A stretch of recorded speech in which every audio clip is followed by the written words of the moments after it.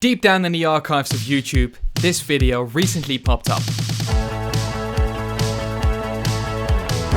Yep, that is 16-year-old me knowing about as much of gliding as I knew of styling my hair. It reminded me of a very important time as a pilot, the time that decides if you're going to stick around or not after you have obtained your license. Now, I was very lucky to have other pilots by my side who urged me to fly cross-country. And in the end, I believe it improved my hairstyle as well. But today we are looking at another motivator that can help young pilots get hooked to the sport.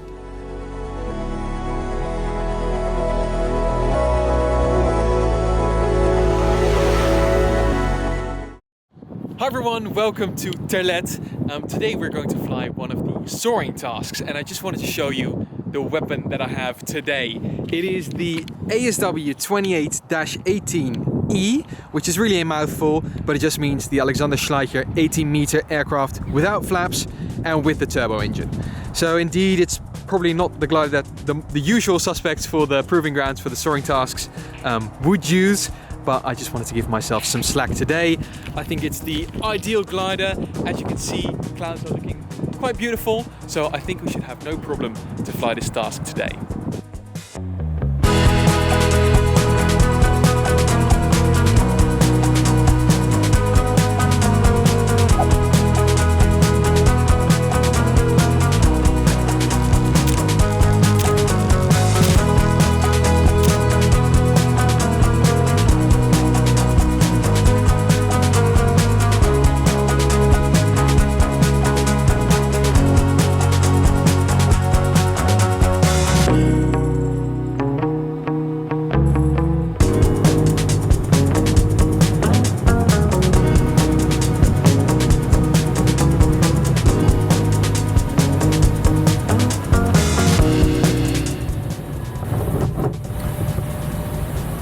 Okay, we are at 800 now, so well below the limit, and we are starting the task. I'm leaving this sector right now, and I think the first thing I want to do is climb here, because this is really one of the best parts of the Netherlands.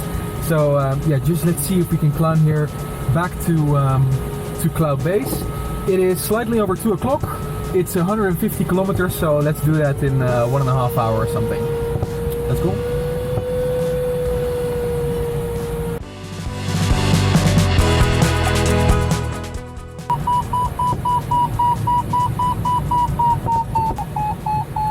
So that was 2 meters per second average. We are back at 1150, and I think we should head on course. If I look on course, I think it looks quite good, although it seems that there is some, not overcast, but developing clouds that could maybe harm our task today. But let's just see if anything goes wrong. We still have the engine in the back, of course, so hopefully I'm not sitting in a farmer's field later in this video. But should be alright. I think the weather is quite good, so let's go for a good one. I think it was smart to climb here, because this seems to be quite the stretch. But yeah, let's go, man. Let's go.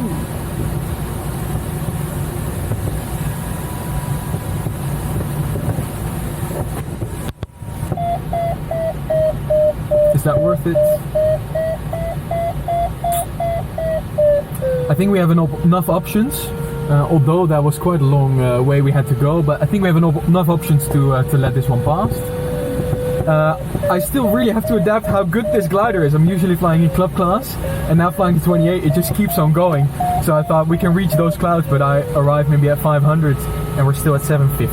But it would be nice if we could climb here, because then I think we should almost be near a turn point, where it's only 20 kilometers away.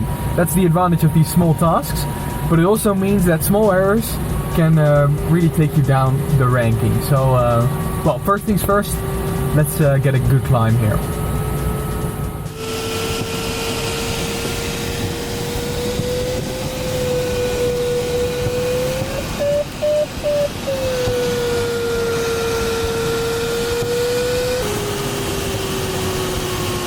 So why am I flying this short task today? Well, that is because it's part of the Proving Grounds kit. And Proving Grounds is an initiative that helps to encourage young pilots become soaring pilots. And they do this by letting them fly tasks, so let them fly deliberately. And that's exactly what happened for me when I got hooked to the sport of gliding. It was when I started flying tasks and when I explored new areas. Now the kit lets you choose 3 tasks around your airfield up to 150 kilometers that your clubmates can fly. And after they have flown this task, they can send their file to an email address which will automatically score their flight. And then comes the best part.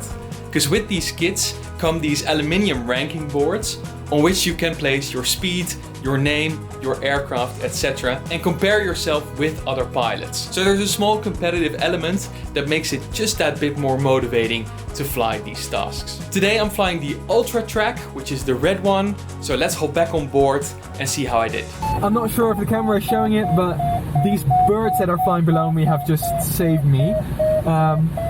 It's looking quite dark. I think that if there's a shadow, then the thermals just don't seem to let loose of the ground. So a famous racing driver once said, in order to finish first, you first have to finish. And I think that's what we're going to do today. Not trying to finish first, but just try to finish. Be a bit on the conservative side. I think that's no problem for today. And just make sure that we're finishing this task. We're only 6 kilometers from Raalte. It is just behind me up there. So yeah, hopefully this thermal, it's about 1.5 meters, will bring me a bit higher, and then we can go to Raalte.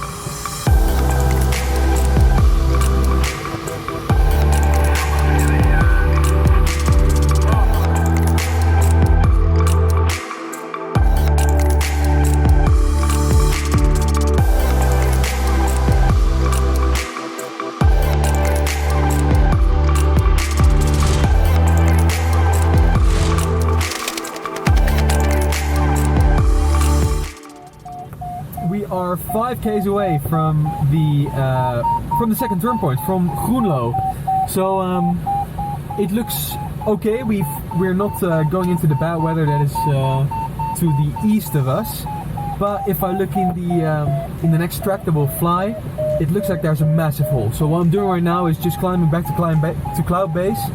Seems to be a bit higher than the 1200 meters we experienced earlier. Just go up all the way so that we have a bit more height to decide what to do, because after rounding the turn point it looks just like a massive open hole.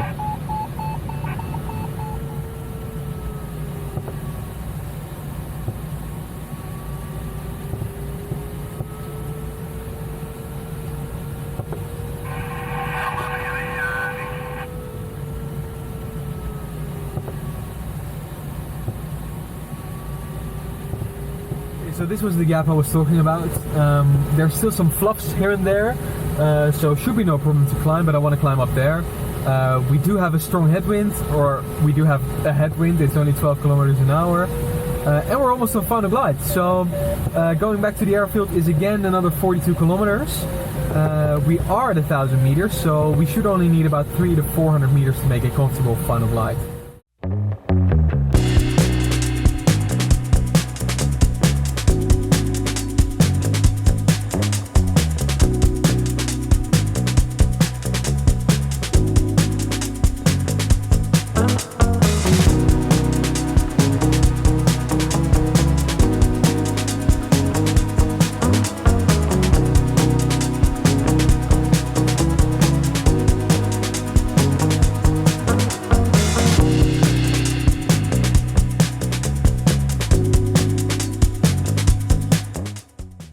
And now comes the best part of the day. I've just sent an email to Proving Grounds and they have scored my tasks, used my handicap to decide my handicapped speed, and now we're going to fill these in on the boards here in the canteen.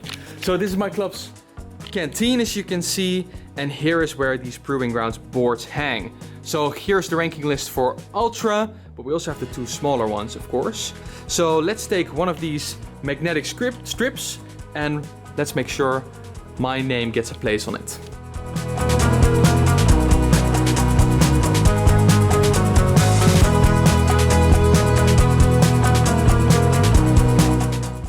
So, my name is on the board. I did 83 kilometers in real time, but then handicapped it was only 72. So I think it's a nice benchmark for other pilots, but I'm also looking forward to do it a bit faster in the future. It is important to remember that although I'm a bit experienced, these tasks are usually designed for the developing pilot. So definitely the first task, for example, is designed to be always in glide range of your airfield. And so it's such an easy tool to get these developing pilots to get to grips with task flying. So working with the flight computer, doing final glides, working with rules on your task, I think it's a great tool for that. And so I believe we will use it for the years to come. If you want to learn more about Proving Grounds, then head to soaringtask.com. And if you want to see more of my videos, subscribe to the channel, like the video, and I'll see you in the next video.